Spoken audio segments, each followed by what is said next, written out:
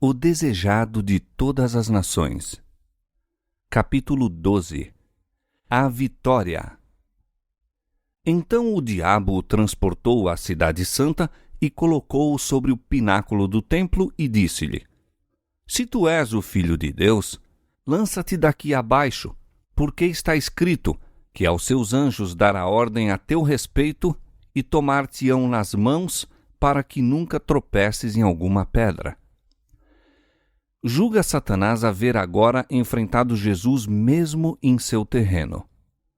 O próprio astuto inimigo apresenta palavras procedentes da boca de Deus. Parece ainda um anjo de luz e mostra claramente estar familiarizado com as Escrituras, entendendo a significação do que está escrito. Como Jesus usara anteriormente a palavra de Deus para apoiar sua fé, o tentador agora a emprega para corroborar seu engano. Pretende ter estado apenas provando a fidelidade de Jesus, louvando-lhe agora a firmeza. Como o Salvador manifestou confiança em Deus, Satanás insiste com ele para que dê outro testemunho de sua fé. Mas novamente a tentação é introduzida com a insinuação de desconfiança: se tu és o Filho de Deus. Cristo foi tentado a responder ao se. Absteve-se, porém, da mais leve aceitação da dúvida. Não poria em risco sua vida para dar a Satanás uma prova. O tentador pensava aproveitar-se da humanidade de Cristo e incitou-o à presunção. Mas ao passo que pode instigar, não lhe é possível forçar ao pecado. Disse a Jesus: lança-te daqui abaixo, sabendo que o não podia lançar, pois Deus se interporia para livrá-lo. Tampouco poderia o inimigo forçar Jesus a se lançar. A menos que Cristo consentisse na tentação, não poderia ser vencido. Nem todo o poder da terra ou do inferno o poderia forçar, no mínimo que fosse, a se apartar da vontade de seu Pai. O tentador jamais nos poderá compelir a praticar o mal. Não pode dominar as mentes, a menos que se submetam a seu controle. A vontade tem que consentir, a fé largar sua segurança em Cristo antes que Satanás possa exercer domínio sobre nós. Mas todo desejo pecaminoso que nutrimos lhe proporciona um palmo de terreno. Todo ponto em que deixamos de satisfazer a norma divina é uma porta aberta pela qual pode entrar para nos tentar destruir. E todo fracasso ou derrota de nossa parte dá-lhe ocasião de exprobrar a Cristo. Quando Satanás citou a promessa: aos seus anjos dará ordem a teu respeito, omitiu as palavras: para te guardarem em todos os teus caminhos, isto é, em todos os caminhos da escolha de Deus. Jesus recusou sair da vereda da obediência. Conquanto manifestasse perfeita confiança em seu Pai, não se colocaria, sem que isso lhe fosse ordenado, em situação que tornasse necessária a interposição do Pai para o salvar da morte. Não forçaria a providência a vir em seu socorro, deixando assim de dar ao homem um exemplo de confiança e submissão. Jesus declarou a Satanás: também está escrito: não tentarás o Senhor teu Deus. Essas palavras foram ditas por Moisés aos filhos de Israel quando tinham sede no deserto e pediram que Moisés lhe desse água, exclamando: está o Senhor no meio de nós ou não?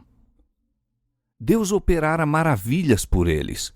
Todavia, em aflição, dele duvidaram e exigiram demonstrações de que estava com eles. Procuraram em sua incredulidade pô-lo à prova. E Satanás estava incitando Cristo a fazer a mesma coisa. Deus já tinha testificado que Cristo era seu filho.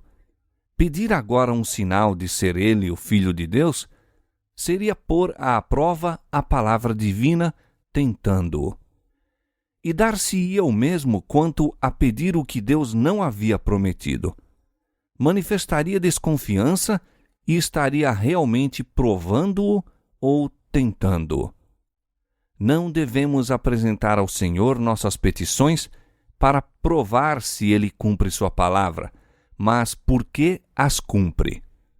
Não para provar que Ele nos ama, mas porque nos ama. Sem fé é impossível agradar-lhe, porque é necessário que aquele que se aproxima de Deus creia que Ele existe e que é galardoador dos que o buscam. Mas a fé não é de maneira nenhuma aliada à presunção. Somente o que tem verdadeira fé está garantido contra a presunção, pois presunção é a falsificação da fé operada por Satanás. A fé reclama as promessas de Deus e produz frutos da obediência. A presunção também reclama as promessas, mas serve-se delas, como fez Satanás, para desculpar a transgressão. A fé teria levado nossos primeiros pais a confiar no amor de Deus e obedecer-lhe aos mandamentos. A presunção os levou a transgredir-lhe a lei, crendo que seu grande amor os salvaria da consequência de seu pecado. Não é ter fé pretender o favor do céu, sem cumprir as condições sob as quais é concedida a misericórdia. A fé genuína baseia-se nas promessas e providências das Escrituras. Muitas vezes, quando Satanás falhou em incitar desconfiança, consegue êxito em nos levar à presunção. Se consegue pôr-nos desnecessariamente no caminho da tentação, sabe que tem a vitória. Deus há de guardar todos quantos andam no caminho da obediência. Apartar-se dela, porém, é arriscar-se no terreno de Satanás. Aí cairemos por certo.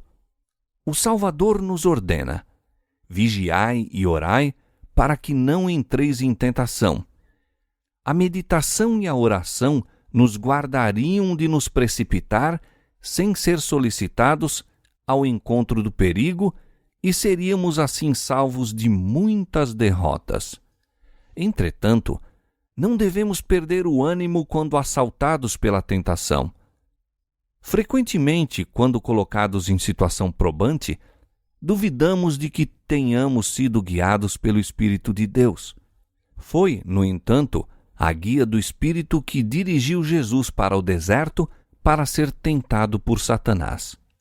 Quando Deus nos leva à aprovação, tem um desígnio a realizar para nosso bem. Jesus não presumiu das promessas de Deus, indo sem que lhe fosse ordenado ao encontro da tentação, nem se entregou ao acabrunhamento quando ela lhe sobreveio. Tampouco o devemos nós fazer. Fiel é Deus, que vos não deixará tentar acima do que podeis, antes, com a tentação dará também o escape, para que a possais suportar. Ele diz: oferece a Deus sacrifício de louvor e paga ao Altíssimo os teus votos, e invoca-me no dia da angústia. Eu te livrarei e tu me glorificarás. Jesus saiu vitorioso da segunda tentação, e então Satanás se manifesta em seu verdadeiro caráter. Não se apresenta, todavia, como aquele horrível monstro de pés de cabra e asas de morcego. Embora decaído, é um poderoso anjo. Declara-se o chefe da rebelião e o Deus deste mundo. Colocando Jesus sobre uma alta montanha, fez com que todos os reinos do mundo, em toda a sua glória, passassem em vista panorâmica diante dele. A luz do sol projeta-se sobre cidades cheias de templos, palácios de mármore, campos férteis e vinhas carregadas de frutos. Os vestígios do mal estavam ocultos. Os olhos de Jesus, cercados ultimamente de tanta tristeza e desolação, contemplam agora uma cena de inexcedível beleza e prosperidade. Ouve então a voz do tentador: dar-te-ei a ti todo este poder e a sua glória, porque a mim me foi entregue e dou-o a quem quero. Portanto, se tu me adorares, tudo será teu. A missão de Cristo só se podia cumprir através de sofrimento. Achava-se diante dele uma existência de dores, privações, lutas e morte ignominiosa. Cumpria-lhe carregar sobre si os pecados de todo o mundo. Tinha que sofrer a separação do amor do Pai. Ora, o tentador oferecia entregar-lhe o poder que usurpara. Cristo poderia livrar-se do terrível futuro mediante o reconhecimento da supremacia de Satanás. Fazer isso, porém, era renunciar à vitória no grande conflito. Fora por buscar exaltar-se acima do Filho de Deus que Satanás pecara no céu. Prevalecesse ele agora, e seria isso a vitória da rebelião. Quando Satanás declarou a Cristo: o reino e a glória do mundo me foram entregues, e dou-os a quem quero, disse o que só em parte era verdade, e disse-o para servir a seu intuito de enganar. O domínio dele arrebatara-o de Adão, mas este era o representante do Criador. Não era, pois, um governador independente. A terra pertence a Deus, e ele confiou ao Filho todas as coisas. Adão devia reinar em sujeição a Cristo. Ao atraiçoar Adão sua soberania, entregando-a às mãos de Satanás, Cristo permaneceu ainda, de direito, o rei. Assim disse o Senhor ao rei Nabucodonosor: o Altíssimo tem o domínio sobre os reinos dos homens e os dá a quem quer. Daniel 4:17. Satanás só pode exercer sua usurpada autoridade segundo Deus lhe o permita. Quando o tentador ofereceu a Cristo o reino e a glória do mundo, estava propondo que ele renunciasse à verdadeira soberania do mesmo e mantivesse domínio em sujeição a Satanás. Era este o mesmo domínio em que os judeus fundavam as esperanças. Desejavam o reino deste mundo. Houvesse Cristo consentido em oferecer-lhes tal reino, com alegria tê-lo-iam recebido, mas a maldição do pecado, com todas as suas misérias, pesaria sobre esse reino. Cristo declarou ao tentador: vai-te, Satanás, porque está escrito: adorarás ao Senhor teu Deus e só a ele servirás. Os reinos deste mundo eram oferecidos a Cristo por aquele que se revoltara no céu com o fim de comprar-lhe a homenagem aos princípios do mal. Mas ele não seria comprado. Viera para estabelecer o reino da justiça e não renunciaria a seu desígnio. Com a mesma tentação, aproxima-se Satanás dos homens e tem aí mais êxito do que obteve com Jesus. Oferece-lhes o reino deste mundo sob a condição de lhe reconhecerem a supremacia. Exige que sacrifiquem a integridade, desatendam a consciência, condescendam com o egoísmo. Cristo lhes pede que busquem primeiro o reino de Deus e sua justiça, mas o inimigo põe-lhes ao lado e diz: seja qual for a verdade sobre a vida eterna, para conseguir êxito neste mundo, precisa servir-me. Tenho nas mãos teu bem-estar. Posso dar-te riquezas, prazeres, honra e felicidade. Dá ouvidos a meu conselho. Não te deixes levar por extravagantes ideias de honestidade ou abnegação. Prepararei o caminho adiante de ti. Assim são enganadas multidões. Consentem em viver para o serviço do próprio eu e Satanás fica satisfeito. Enquanto o seduz com a esperança do domínio do mundo, ganha-lhes domínio sobre a alma. oferece aquilo que não lhe pertence conceder e que há de ser em breve dele arrebatado. Despoja-os, entretanto, fraudulosamente de seu título à herança de filhos de Deus. Satanás pôs em dúvida a filiação divina de Cristo. Na maneira por que foi sumariamente despedido, teve a irrefutável prova. A divindade irradiou através da humanidade sofredora. Satanás foi impotente para resistir à ordem. Torcendo-se de humilhação e raiva, foi forçado a retirar-se da presença do Redentor do mundo. A vitória de Cristo fora tão completa como o tinha sido o fracasso de Adão. Assim podemos resistir à tentação e forçar Satanás a retirar-se de nós. Jesus obteve a vitória por meio da submissão e fé em Deus e diz-nos mediante o apóstolo: Sujeitai-vos, pois, a Deus, resisti ao diabo, e ele fugirá de vós. Chegai-vos a Deus, e ele se chegará a vós. Tiago, capítulo 4, versos 7 e 8. Não nos podemos salvar do poder do tentador. Ele venceu a humanidade e, quando tentamos resistir em nossa própria força, tornamo-nos presa de seus ardis. Mas torre forte é o nome do Senhor. Para ela correrá o justo e estará em alto retiro. Provérbios 18, 10.